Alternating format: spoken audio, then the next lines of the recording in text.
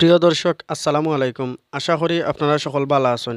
এই মুহূর্তে দেশে এবং দেশের বাইরে যেখানে থাকিয়া আমরার ভিডিও দেখরা স্বপ্নের কৃষি খামার ইউটিউব চ্যানেলের পক্ষ থেকে সকলকে জানাইরাম আন্তরিক শুভেচ্ছা আর অভিনন্দন। তো দর্শক, আজকে আমরা যে বিষয়টা লিয়ে আপনার সামনে আছি, বিষয়টা হইছে কিভাবে আপনি বাড়িতে অতি সহজ উপায়ে ডেরেসের বীজ থেকে চারা উৎপাদন করতে পারবা। তো দর্শক, বিস্তারিত আমরা আপনারা দেখানোর চেষ্টা করবো। শেষ পর্যন্ত আপনারা আমরা লগে থাকবা। আর আমরা চ্যানেলও যারা নতুন দয়া করে আমরা চ্যানেলটা সাবস্ক্রাইব করবা এবং পাশে থাকা বেল আইকনটা ক্লিক করবা। তো দর্শক, আর কথা না বাড়াইয়া চলৌকা আমরা মূল ভিডিও শুরু করি। তো দর্শক, আমি প্রথম অবস্থায় কিছু কাপ লইছি, আপনারা দেখতে পাইরা ওয়ান টাইম কাপ, যে বাজারও খুব সস্তা দামে এগুলা পাওয়া যায় ওয়ান টাইম কাপ। তো ওই কাপের মাঝে খুব ছোটো ছোটো হইরা কিছু ছিদ্র করে লিবা। ওই দেখো আমি ছোটো ছোটো হইরা ছিদ্র করছি, খুব ছোটো ছোটো হইরা কিছু ছিদ্র করে লিবা, যার কারণে এটার মাঝে পানি দিলে পানিগুলা যদি অবশিষ্ট যে পানিগুলা থাকে মাটিতে টানার পর পানিগুলা বারোয়া যাইতে কি পারে। আর যদি পানি বারোইতে পারে না তখন গাছের চারার গুঁড়া নষ্ট হয়ে যেতে কি পারে। আর ছিদ্রগুলা অনেক ছোটো ছোটো হইরা করবা, যাতে এই ছিদ্রগুলো কাপটা অনেক পাতলা, যদি ছিদ্র বড় হয় তো কাপটা নষ্ট হয়ে যেতে কি পারে, কাপটা ফাড়ে যেতে কি পারে। তো দর্শক, আপনারা দেখরা আমি কাপের মাঝে মাটি লওয়া শুরু করছি। তো এই মাটি তেমন কিচ্ছু মাটির মাঝে আমি মিশাইছি না, সাধারণ মাটির মাঝে আমি যেগুলো মিশাইছি শুকনা কিছু গোবর আমি মাটির মাঝে মিশাইছি। আর বাজারও যে কিনতে পাওয়া যায় কোয়েল লাকড়ি, ওই কোয়েল লাকড়ির কিছু ছাই আমি মিশাইছি। তো কোয়েল লাকড়ির ছাইটা মিশানির কারণ হইছে কোয়েল লাকড়ির ছাই দেওয়ার কারণে মাটিটা জুরজুরা থাকে। আর মাটি জুরজুরা থাকে, একটু বুসবুসা টাইপের থাকে। আর মাটি যদি জুরজুরা থাকে তখন সারা যে সময় তার জ্বরটা বাড়ইব, সারার তার ইচ্ছা মতো জ্বর দিতে পারবো।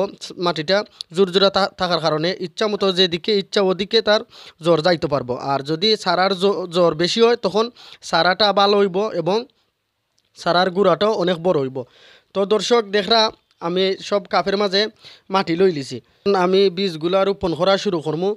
তো দর্শক, বীজগুলা রোপণ করার আগে আপনারা কমসে কম 12 থেকে 15 ঘন্টা সময় ভিজাইয়া রাখি দিবা। আমি প্রায় 20-22 ঘন্টা সময় ভিজাইয়া রাখছি। 20-22 ঘন্টা সময় ভিজাইয়া রাখার কারণে প্রত্যেকটা বীজের মুখ ফাটি গেছে, আপনারা দেখতে পাইরা। আর যতটা বীজের মুখ ফাটছে অতটা বীজ থেকে সারা উৎপাদন হইব ইনশাল্লাহ, একটা বীজও নষ্ট হইতো না। আর যদি আমরা বেশি সময় ভিজাইয়া রাখিয়া বীজের মুখটা ফাটাইলাই তখন কোনো বীজগুলা নষ্ট হইতো না। অনেক সময় মাটির জাতা খাইয়া মাটির নিচে পইরা বীজগুলা নষ্ট হয়ে যায়, সারা উঠে না সব বীজ থাকে। আমি এখন প্রত্যেকটা বীজ রোপণ করা শুরু করবো। তো বীজগুলা রোপণ করার সময় একটা জিনিস খেয়াল করবা, বেশি মাটির নিচে যাতে না যায়। বেশি মাটির নিচে যদি যায় গিয়ে অনেক সময় বীজগুলা নষ্ট হয়ে যায়। বেশি মাটির নিচে গেলে পরে অনেক সময় বীজ থেকে গাছ উঠে না, চারা উৎপাদন হয় না, বীজগুলা নষ্ট হয়ে যায়। যার কারণে হালকা একটু মাটির নিচে দিবা, যাতে বেশি মাটির নিচে বীজগুলা যায় না। আর বীজগুলা রোপণ করার সময় একটা জিনিস খেয়াল করবা, বীজের যে মুখ যে সাইডটা ফাটছে, যে মুখ সাইডটা ফাটছে ওই সাইডটা আমরা সবসময় নিচে দিয়ে দিব। কারণ প্রত্যেকটা গাছের প্রত্যেকটা বীজের যে দিকটা গুড়ির দিকটা থাকে ওই দিকটা সর্বপ্রথম ফাটে এবং গুড়ির দিকটা সর্বপ্রথম বার হয়।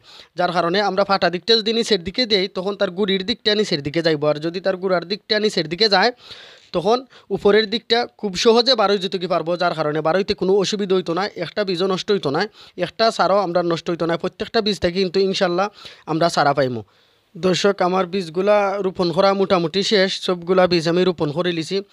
তো যেহেতু আমি সাধারণত এখন সারা করছি, আমি টবের মাঝে এগুলো রুয়াইরাম না বা জমিনের মাঝে আমি রুয়াইরাম না। তো আমি সাধারণত সারা করছি এখন, যার কারণে আমি কোনো ধরনের সার দিছি না।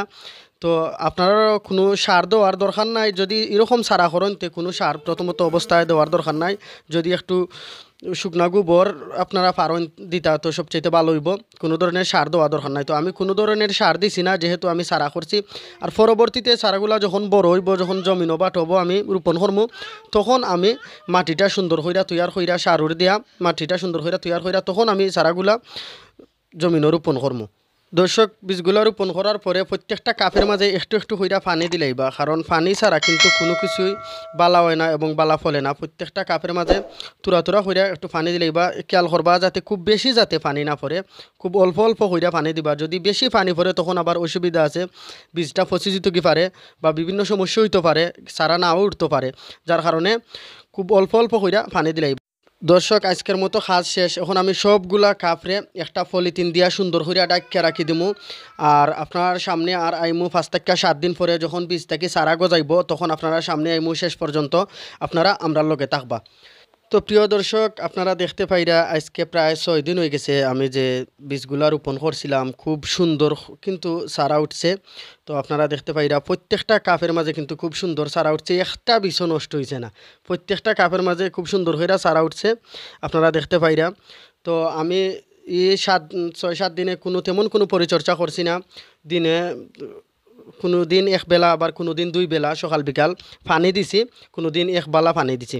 তো দেখরা ক্যারেটের মাঝে আমি কয়েকটা বীজ, এর আগে কাপড় হওয়ার আগে ক্যারেটের মাঝে কয়েকটা বীজ এমনি পরীক্ষামূলকভাবে রোপণ করছিলাম। তো ক্যারেটের মাঝেও যেটা বীজ আমি রোপণ করছি ওইও প্রত্যেকটা গাছ খুব সুন্দর হইয়া উঠছে। তো প্রিয় দর্শক, আপনারা দেখতে পাইরা যে প্রত্যেকটা কাপও কিন্তু গাছ উঠছে, একটা বীজও নষ্ট হয়েছে না। বেশি সময় ভিজাইয়া রাখার কারণে সবগুলা বীজের মুখটা ফুটানির কারণে প্রত্যেকটা বীজ থেকে কিন্তু গাছ উঠছে, একটা বীজও নষ্ট হয়েছে না। তো প্রিয় দর্শক, আশা করি আজকের ভিডিওটা কি আপনারা একটু হইলেও বুঝতে পারছেন কীভাবে দেড়েশের বীজি থেকে চারা উৎপাদন করা হয়। তো দর্শক, এত সময় আপনারা আমরার লগে থাকার লাগি আপনার অত্যন্ত ধন্যবাদ। আজকের ভিডিও ও পর্যন্তই আছিল। আপনার লগে দেখইব অন্য কোনো দিন অন্য কোনো কৃষিভিত্তিক ভিডিও লইয়া।